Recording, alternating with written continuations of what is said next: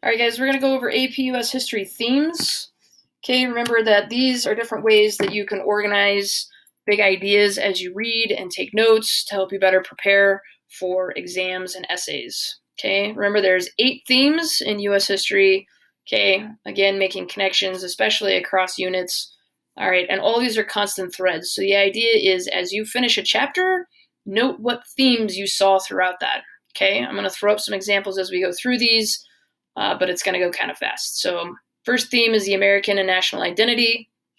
What made us who we are? How did we define citizenship, constitutionalism? How do we deal with foreign policy? All of those things, right?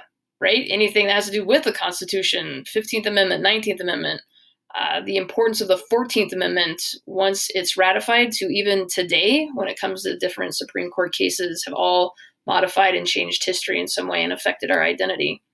Work exchange and technology is just what it sounds like. How has technology, economics, and government affected U.S. history? So this is looking at, right, Eli Whitney, Lowell Mills, technology advancements like computers and factories. All right, the next one is geography and the environment. Okay, this one's really looking at how has geography affected us and how have we affected geography. Okay, so again, we're looking at conflicts. We're looking at farming, okay, World War I, which leads to the Dust Bowl eventually. We're looking at industrialization, highways, pollution, suburbs, and railroads. All of these things affected geography, all right, and by us creating them, geography kind of affected them as well, where we could put things, okay? Migration, again, how people move to the U.S. and then around and throughout the U.S., and how some of this leads to new social and physical environments. Natives and colonists is another good example of this. Manifest destiny, of course, industrialization, urban versus rural, white flight later on in the year when we start going over that, and Brown v. Board. All of these affected migration and settlements. There's so many more, but again, this is just an example of how to organize these thoughts. Next is politics and power.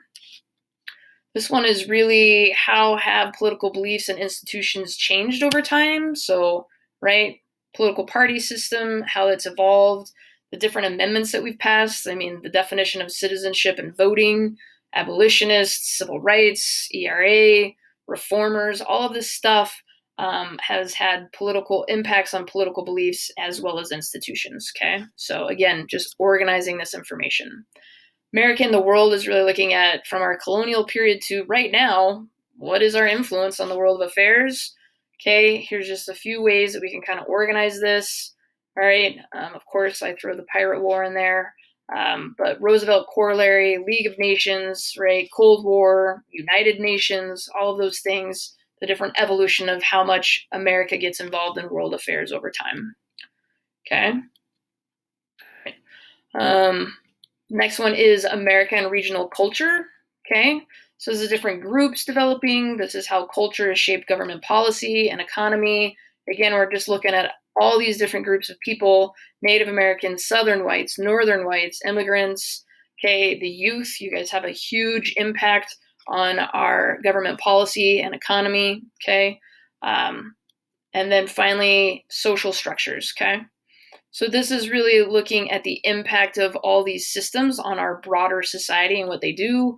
Okay, how has it affected our American identity, the North versus the South, rural versus urban, all right, various fights for rights. We've got Native Americans, we've got LGBTQ, we've got civil rights, we've got all of these different people, women's rights, fighting for different places. We have conservative versus liberal, which is, arguably the biggest one today, okay?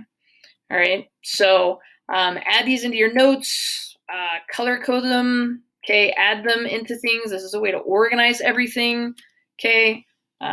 This is a way to summarize and make connections. This is a way to really make reading and class lectures valuable to you.